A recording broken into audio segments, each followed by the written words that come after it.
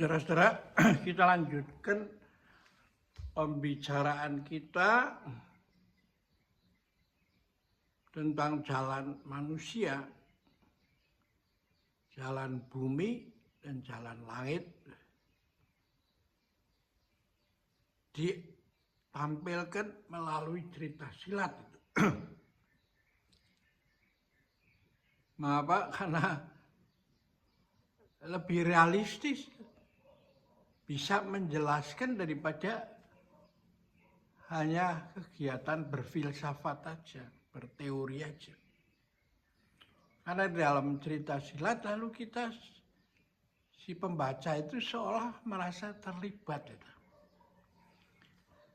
Itulah mengapa cerita silat yang saya baca sejak masih duduk di SMP itu sampai seumur saya sekarang ini sudah 80 itu masih saja teringat itu, terekam itu. Nah, kita mulai dari cerita silat, baik itu kisah pendekar pemanah Raja Wali dengan tokohnya Kwecing. Semua orang sudah pada tahu toh. Pendengar ini terutama yang seusia saya toh ya. Karena di kita ini pernah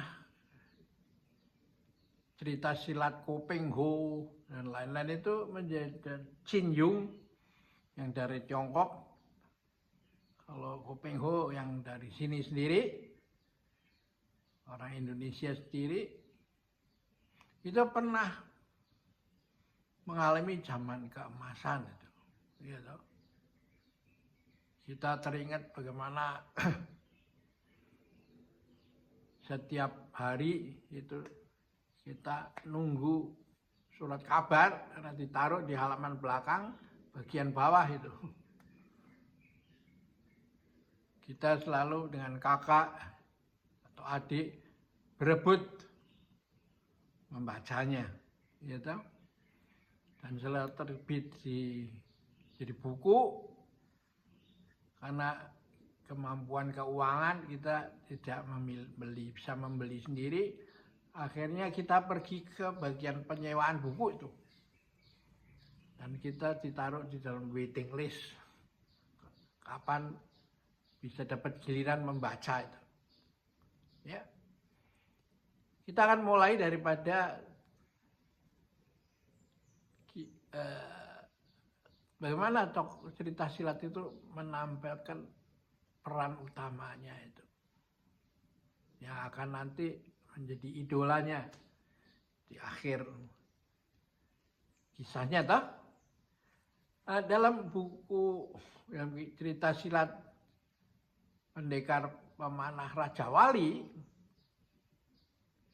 tokohnya itu ada pada waktu kecil itu orang yang bodoh aja, lugu, bodoh, tapi pekerja keras itu. Ya, dan ya hatinya baik lah, menjadi orang baik aja. Dan lalu Mas Takung semesta mendukung, membuat dia ketemu dengan seorang guru yang menguasai ilmu Hadliong Sepak Chiang itu 18 jurus menaklukkan naga itu. Ya, jadi belajar sungguh-sungguh dan akhirnya dia menjadi jagoan itu dalam tokoh dalam jilid buku itu toh. Di samping itu dia juga ada belajar pada 8 manusia aneh dari Kang Lam itu. Ya. Yang persaudaraan dari 18 kelompok geng pendekar dari Kang Lam itu ya. Dan pemimpinnya itu menarik karena dia adalah Kuatin Ok, seorang pendekar yang buta. Ya. Itulah Mestako memberikan jalan bagaimana jalan langit, jalan bumi, dan jalan manusia itu menjadi satu. Gitu. Jadi bukan kita berdoa supaya datang dari wahyu atau apa, berbeda pendekatan. Gitu. Ini yang pendekatan bottom up, ya. Ada lagi pendekatan top down. Terserah sesuai mana Anda masing-masing lah. Karena semua jalan pada hakikatnya adalah baik, toh. Nah, dilanjutkan dengan kembalinya pendekar Raja Wali Sakti itu. Ya, Sintiau Hiap Liu itu. Tokohnya seorang anak yatim itu. Bapaknya gila kekuasaan dan mengorbankan semua hidupnya itu untuk merebut kekuasaan. Dan akhirnya dia ambisinya itu yang membunuh dia sendiri. Nah, sehingga anaknya yang bernama Yoko itu menjadi anak yatim dah. Lalu dikirim kemana-mana, berguru kemana, dihina di mana, dilecehkan di mana. Akhirnya dia ketemu seorang gadis itu dari perguruan tinggi yang merupakan kuburan tua itu.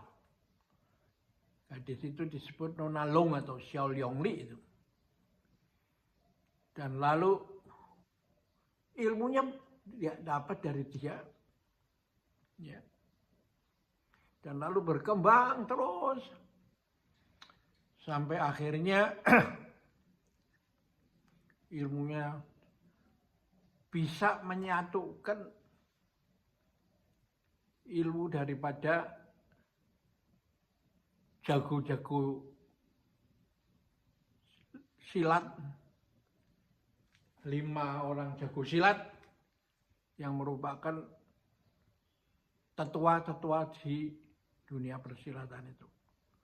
Dia melihat 5 jago silat itu sedang bertanding, dan dari pengamatan itu di Gunung Huasan, lalu dia memetik ilmunya itu. Tuh. Ada yang dari pengemis dari utara, Hang Jitkong, ada kaisar dari selatan, ada si sesat dari timur, ya dah? Si racun dari barat itu. Dan juga ilmu daripada kuil yang di tengah, kuil daripada Taoism itu di situ tuh. Pusat daripada Taoism di tengah itu. Tiong Yang Kiong itu, ya. Ilmu semua itu dia seragam, sehingga dia menjadi orang nomor 1. Nah, dilanjutkan dengan jilid ketiga, Golok Pembunuh Naga itu. Dengan tokohnya Tio Buki itu. Seorang anak kecil sudah yatim piatu karena ibu dan bapaknya sudah meninggal. Kan? Karena ada cerita yang Anda bisa lihat juga di internet. Kan? Nah, pada saat itu dunia persilatan sedang memperebutkan Golok Pembunuh Naga. Ya. Yang menjadikan simbol daripada orang nomor 1 dunia persilatan itu. Ya.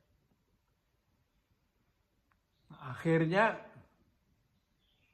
Golok Pembunuh, dan ada tokoh satu Singa Emas, pengaruh emas yang memiliki memegang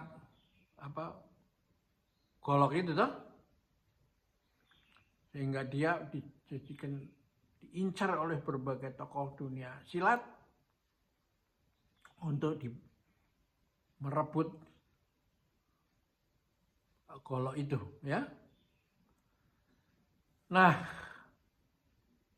ceritanya nanti Anda bisa ikutin sendiri di buku komik atau di internet.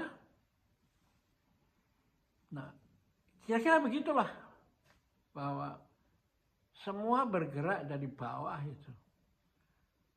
Anak yang bodoh, anak yang yatim piatu.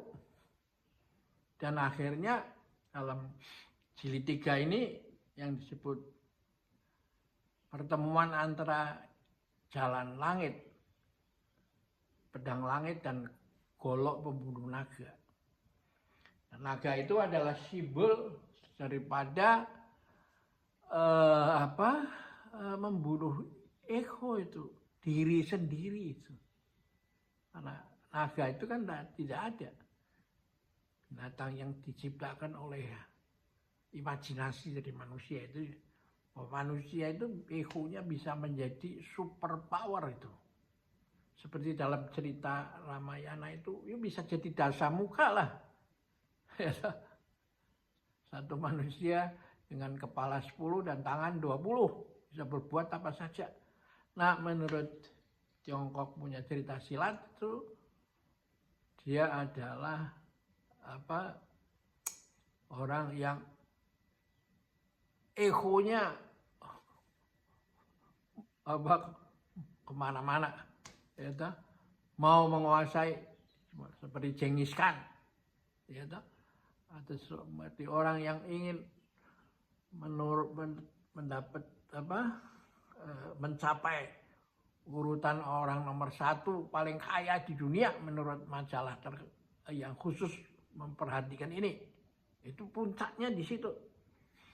Dan dalam kisah tentang lahirnya Taiji yang buku ketiga ini, nah disitulah Teubuki Zhang Wuji yang akhirnya memiliki golok itu, dan bukan dipakai untuk dirinya sendiri, tapi justru dipakai untuk membelah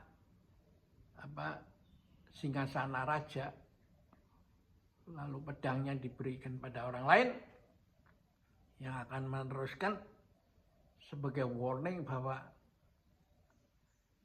itu yang ditakhta untuk rakyat itu. Yang di kita itu, di predikat itu diberikan kepada Hamengkubuwono ke-9 itu. Takhta bukan untuk diri sendiri, tapi takhta untuk rakyat, ya. Oke, kita akhirin dulu di sini. Nah, nanti kita lanjutkan lagi. Sampai jumpa lagi.